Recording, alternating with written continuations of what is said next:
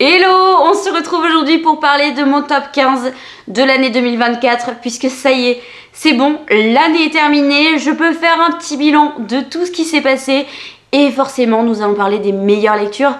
Mais avant d'arriver jusqu'à ce top là, j'aimerais vous donner en vrac toutes les très bonnes lectures que j'ai eues cette année sans que ça rentre dans le classement puisque ce n'est pas ce qui arrive, on va dire, dans le top de mes priorités, mais j'ai quand même passé tellement des chouettes moments que je veux vous les partager. C'est ce qu'on va appeler les mentions spéciales. Et c'est parti. Une mention spéciale tout d'abord pour La Guilde des Ombres de Anatrice que j'ai lu chez Pocket mais qui est sortie en grand format chez Plume Blanche. C'est une dark fantasy adulte, donc attention à vous, dans lequel on va suivre une jeune fille qui va rentrer dans la Guilde des Ombres et qui va être prise en initiation pour devenir une assassin. C'était incroyable, la plume d'Anatrice n'est plus approuvée je pense, mais c'est vraiment une des meilleures autrices françaises que j'ai lues. Tout est bien poussé, tout est bien réfléchi, tout est bien écrit. Tu vas passer avec des moments extrêmement dégoûtants, je te le préviens à avance, mais fonce si c'est le genre de lecture qui peut te plaire parce que c'est incroyable. Mention spéciale aussi pour Sous la porte qui chuchote de TJ Klune, publié chez De Saxus.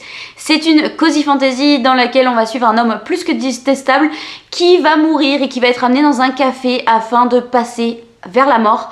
Mais il va rencontrer des personnages plus que mignons, plus qu'adorables, qui vont peut-être le faire changer un petit peu d'opinion sur certaines choses. J'ai vraiment passé un incroyable moment, c'était cosy, c'était mignon, c'était adorable par certains aspects, bref, j'ai tout aimé. On continue avec La vie qu'on m'a choisie de Hélène Marie Wiseman, dans lequel on va suivre une petite fille qui va être vendue à un cirque par sa mère, et en parallèle on va suivre des années plus tard, une autre jeune fille qui va hériter de la maison de ses parents dans lequel la petite fille avait été séquestrée avant d'être vendue à un cirque. Et donc on va suivre le destin croisé de ces femmes jusqu'à un point où ils vont se rejoindre. Je vous laisse le découvrir, mais c'est un livre qui est plutôt difficile à lire, très poignant et pour lequel la vie est très injuste, mais c'était incroyable, j'ai passé un super bon moment. J'ai adoré aussi The Hurricane Wars de Thea Gwenson qui est sorti chez Calix.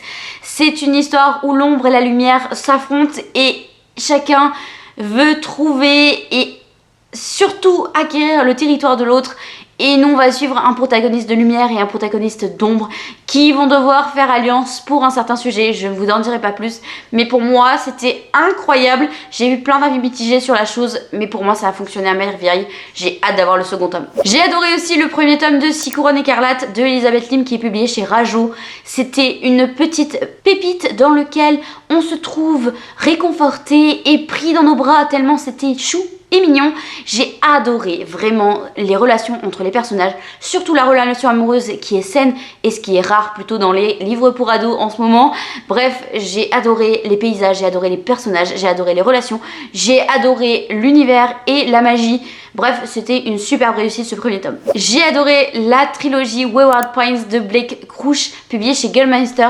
C'est une histoire qui va vous retourner le cerveau, je vous l'assure. Chaque tome se bouffe en une soirée et tu ne peux pas le lâcher puisque visiblement l'auteur a décidé de nous retourner le cerveau et de nous accrocher tant bien que mal à ces personnages alors qu'on ne sait pas s'ils vont survivre la page d'après.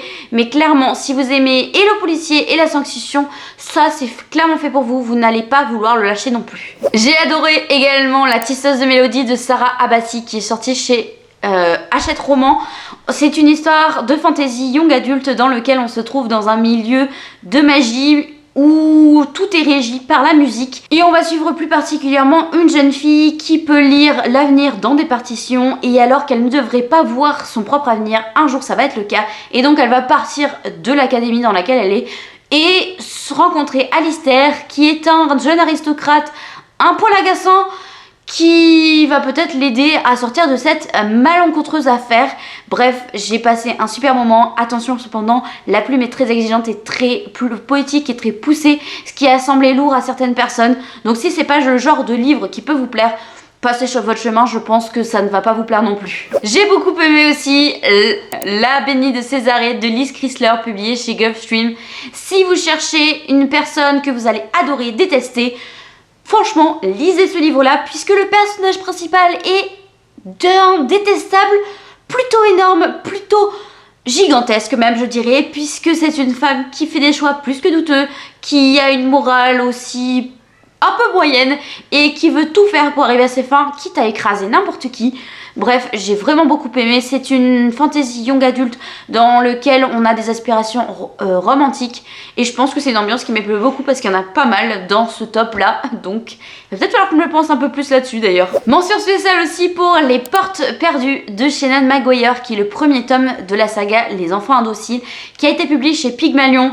C'est une fantasy plutôt adulte, je dirais même de dark fantasy, puisqu'il y a des sujets plutôt glauques qui sont abordés. On va suivre une académie dans laquelle des enfants ont pu traverser des portes pour se rendre dans un monde différent du nôtre. Et c'est dans cette académie, les enfants ne voulaient pas rentrer sur Terre, ils voulaient rester dans leur monde et ils veulent faire tout pour y arriver, pour retourner dans leur monde. Et il va se passer des événements plus que gênants, puisque plusieurs personnes vont mourir, il va falloir démêler tout ça. Je ne vous en dirai pas plus, c'était incroyable, c'est un livre qui se lit tout seul, dans lequel on suit des adolescents qui ont une morale un peu particulière, mais j'ai vraiment passé un super chouette moment et j'ai très hâte de découvrir la suite. J'ai adoré découvrir aussi Agence Perdido de Victor Dixon, publié chez Bayard je crois, qui m'a complètement transportée, puisque nous nous trouvons dans une histoire où on va suivre une adolescente qui va perdre sa mère et après de malencontreux événements, elle va finir par découvrir que les choses ne disparaissent pas mais plutôt sont volées par des croque-mitaines. Et j'ai passé un super moment. Pour le coup c'est de la jeunesse, mais alors en tant qu'adulte tu peux te régaler, je te l'assure, parce que c'est hyper bien construit, c'est hyper bien mené et les personnages ont tous un petit truc en plus qui font qu'ils sont un peu décalés et un peu différents, mais j'ai vraiment passé un super chouette moment. J'ai tout aimé dans ce livre, ça m'a beaucoup plu et j'ai très hâte de découvrir la suite également. On continue avec Ces plaisirs violents de Chloé Gong, publié chez Sabran, que j'ai découvert là tout récemment. C'était une histoire pour laquelle j'ai eu beaucoup de mal à rentrer dedans, puisque c'est une réécriture de Roméo et Juliette à la version Shanghai et version gang, qui m'a enchantée ensuite une fois que je suis rentrée dedans. C'était incroyable, ça a une part un petit peu enquête, un petit peu contemporain, un petit peu guerre de gang. Bref, ça m'a complètement plu et j'ai très hâte de découvrir le second tome, qui est d'ailleurs le dernier. J'ai beaucoup aimé Le Trône des Magiciens de Jupiter Phaeton, dont les relations entre les personnages m'ont complètement attrapée et où j'ai adoré l'humour qui était présent dans chacun des tomes. Bref, c'était une super saga que je ne peux que vous recommander. Et on en arrive à la dernière mention spéciale, c'est Assistant to the Villain de Anna Nicole Maurer, publié chez Calix, qui m'a complètement réconfortée avec la vie. Franchement, c'était un gros câlin ce livre qui m'a fait beaucoup rire, qui était très léger. Et pareil, j'ai très hâte de découvrir le second tome qui devrait paraître en français en 2025. Après ce blabla un petit peu plus long que ce que j'avais espéré, on passe au top 15. Et donc c'est clairement les pépites des pépites, on va dire ce que j'ai le plus aimé cette année, même si avec les bonnes surprises que je vous ai lues juste avant, c'était incroyable aussi parce que j'ai passé un super chouette moment, mais on va dire qu'il y a une petite chose qui les a démarqués. On en parle juste après. En 15e position, j'ai mis La Couronne d'Aubépine de Cléo Blackwood, publiée chez Corrigan, qui est classifiée comme une romantasy, mais qui est clairement pas une romantasy, c'est plutôt une fantasy dans laquelle les complots politiques sont plus que présents et qui nous mène un peu en bateau par rapport au personnage principal qui prend des décisions un petit peu particulières, qui n'est pas toujours cohérent et qui se met carrément en danger, mais ça m'a beaucoup plu, j'ai adoré suivre le personnage principal, ça a complètement accroché avec moi, j'ai très hâte de finir cette duologie aussi. En 14e position, il y a Firebound de Sarah El Harifi, que j'ai eu la chance de recevoir dans la Fairyloot adulte du mois de janvier 2024. Ça fait un moment, en fait ça fait un an du coup que je l'ai reçu et que je l'ai lu, je crois que je l'ai lu quasiment dans la foulée. C'était une fantaisie adulte dans laquelle on suit deux sœurs, une qui va être exilée après avoir fait une grosse bêtise et une qui va la suivre parce que c'est sa sœur et qu'elle ne veut pas l'abandonner. Et après une petite aventure dans les forêts, elles vont tomber dans un endroit qu'elles pensaient complètement oublié et j'ai vraiment adoré. C'est un univers où les faées, les elfes et les humains se font la guerre. J'ai très hâte de lire la suite, le deuxième tome sort en mai je crois.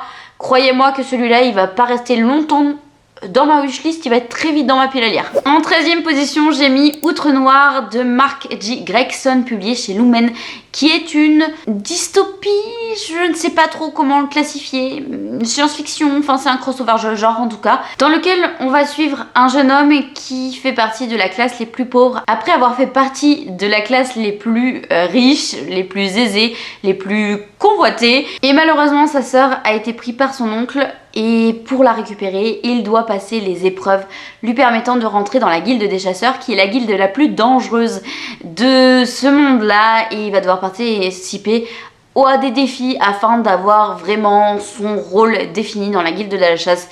J'ai vraiment adoré parce qu'il y a des choses surprenantes. Bref, j'ai beaucoup aimé, j'ai hâte de lire la suite aussi. En 12e position, j'ai mis Abby Wild de Helen Harper, publié chez Bookmark. Je vous mets la saga en entier parce que j'ai lu la saga en entier en 2024 et j'ai totalement accroché. C'est une saga d'enquête fantastique dans lequel on va suivre Ivy, qui est une feignasse et qui va être alliée de force à Winter, un inspecteur de l'ordre des magiciens qui lui est tout l'inverse, qui est très rigueur, qui est pas un fil qui dépasse, et ça l'a fait à merveille. J'ai adoré l'humour de ces livres-là, j'ai adoré les enquêtes qui sont différentes dans chacun des tomes.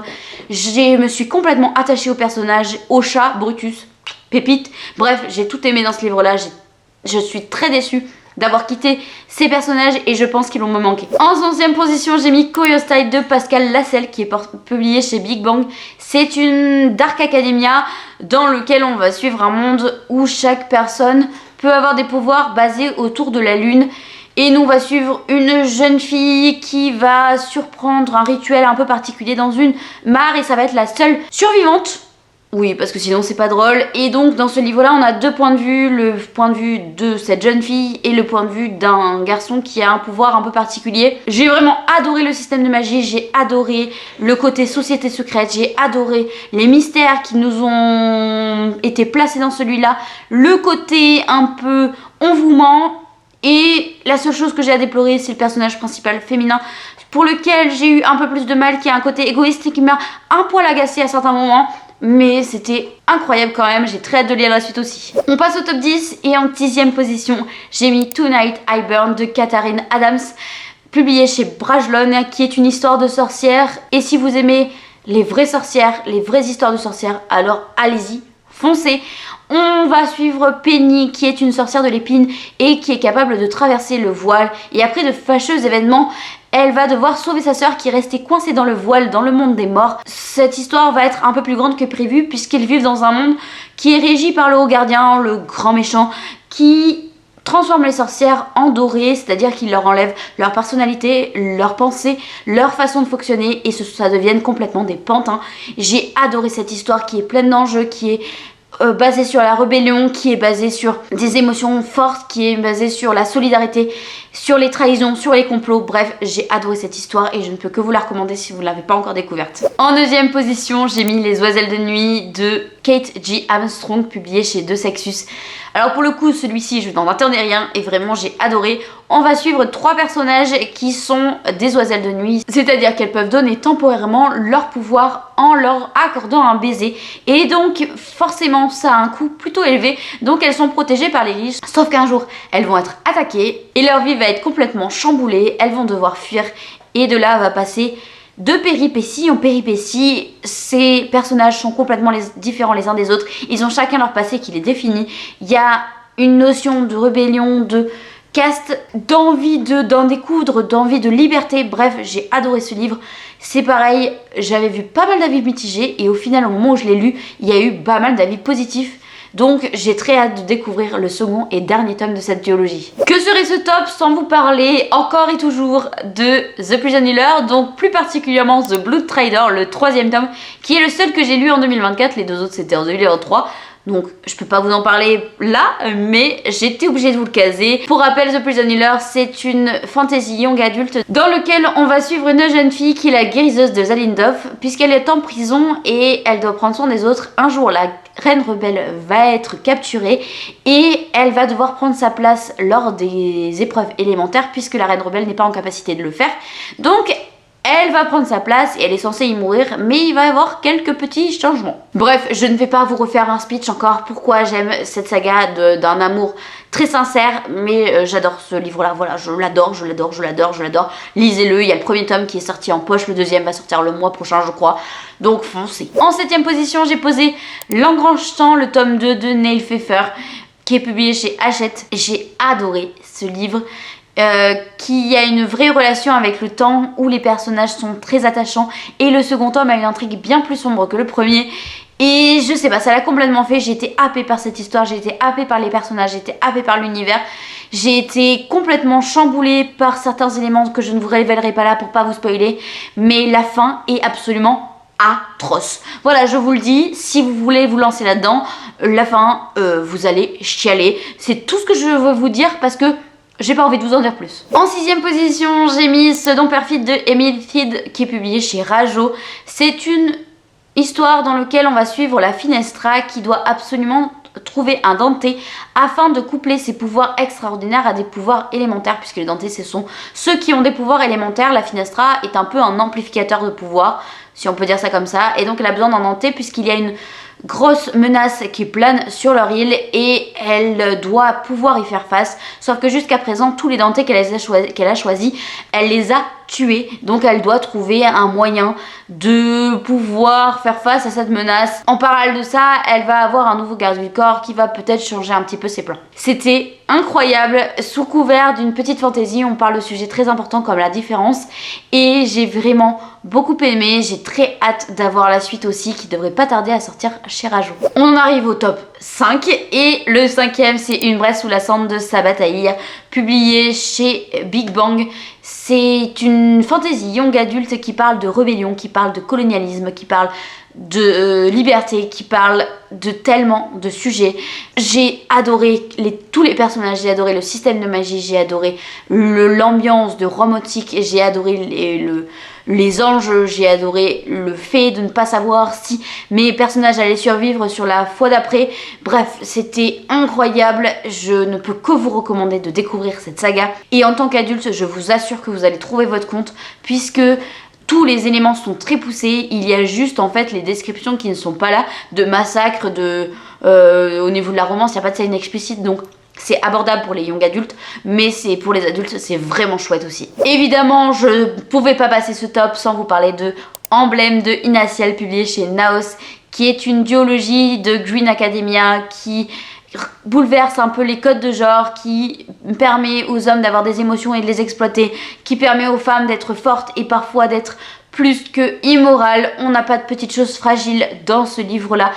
Et j'ai adoré le système de magie, j'ai adoré le côté glauque et sombre et mystérieux de la chose, j'ai adoré en découvrir plus sur les personnages, j'ai adoré cette fin qui est pour le coup pas facile à lire mais qui est tellement juste et tellement vrai. Bref, je ne peux que vous inviter à le lire, s'il vous plaît, lisez Emblème. En 3ème position, forcément, j'ai mis Divine Rivalité de Rebecca Rose. Bien que le tome 2 ait été une petite déception, le tome 1 reste un gros coup de cœur de cette romance épistolaire entre Iris et Roman. Je ne vous en dirai pas plus puisque j'ai fait le speech 150 000 fois et qu'il a fait le buzz partout sur les réseaux sociaux. Mais si vous voulez une histoire très douce, très mignonne, qui a un petit côté mensonge, je préfère le dire parce qu'il y en a pour lequel ça rebute complètement, mais c'était incroyable et je me suis complètement laissée envahir par ces phrases d'une poésie folle. Et l'avant-dernier de ce classement, le numéro 2, c'est Conjuration de Bleu Nguyen, publié chez Naos. Oui, encore, il y a beaucoup de pépites chez Naos. Je ne peux que vous inviter à découvrir cette collection. C'est une histoire dans laquelle il y a des personnages gris, où on a une ambiance de romantique, où tu ne peux te fier à aucun personnage puisqu'ils freinent de décisions plus que douteuses la majorité du temps, mais ils sont pleins d'émotions, ils sont pleins de rage et c'était incroyable ce livre-là. C'était tellement parfait à mes yeux, je me suis régalée du début à la fin. C'est une duologie, le second tome devrait paraître en mars. J'ai très hâte d'avoir la conclusion de cette histoire.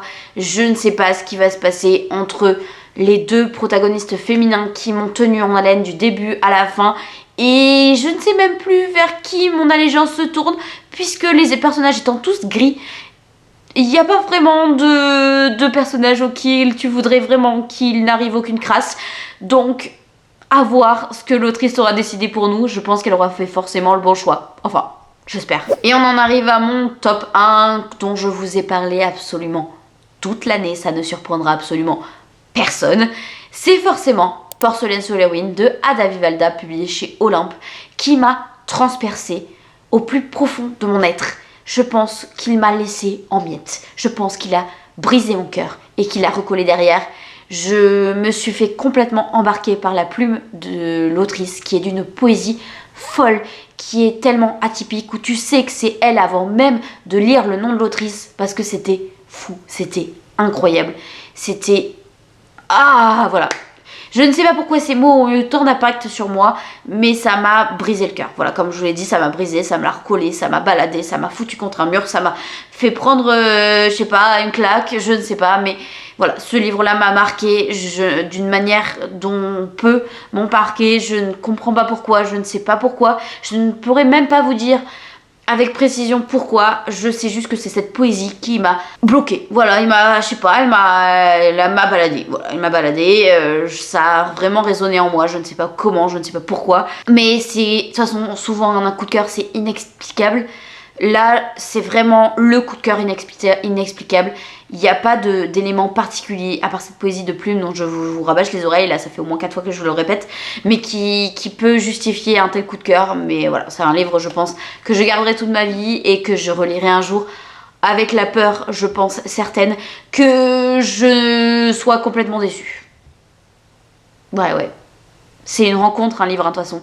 C'est quand un moment rencontre un livre et que ça matche à merveille, bah peut-être que 2 ans plus tard, ça sera plus le cas. Donc, est-ce que je le retendrai un jour? Je ne sais pas. Est-ce que je me garde et je me chéris ce souvenir-là? Je ne sais pas non plus, mais en tout cas, ça m'a vraiment fait chaud au cœur, ce livre-là. Bref, sur cette note un petit peu sentimentale, je vous quitte ici. Je vous ai présenté toutes mes meilleures lectures de l'année. Je me rendais pas compte à quel point elle avait été riche en bonnes lectures, mais enfin plutôt en excellentes lectures, parce que des bonnes lectures, si j'avais dû mettre mes bonnes lectures, on n'en aurait pas fini. Mais je me rendais pas compte, et le fait de faire cette vidéo, ça me permet de me rendre compte à quel point elle a été riche et agréable, et que j'ai eu vraiment des belles pépites à l'intérieur. J'ai galéré à faire ce top parce que j'avais envie de tous les mettre dans le top. Je ne savais plus comment les classer, je ne savais plus comment choisir. À la base, je devais faire un top 10 sans le blabla du début, les mentions spéciales. Bon, bah après, mes plans ont complètement changé parce que je me suis rendu compte qu'il y avait trop de livres et que j'avais envie de vous parler de tous. Donc, dites-moi dans les commentaires s'il y en a certains que vous avez lus, si certains vous n'êtes pas d'accord avec moi, et dites-moi quelle a été votre meilleure lecture de 2024. Je veux vraiment en découvrir d'autres. Je vous l'ai dit, j'adore découvrir de nouveaux titres et de nouveaux genres. Donc, je vous souhaite une excellente semaine et surtout, prenez soin de vous en espérant que 2025 soit aussi riche.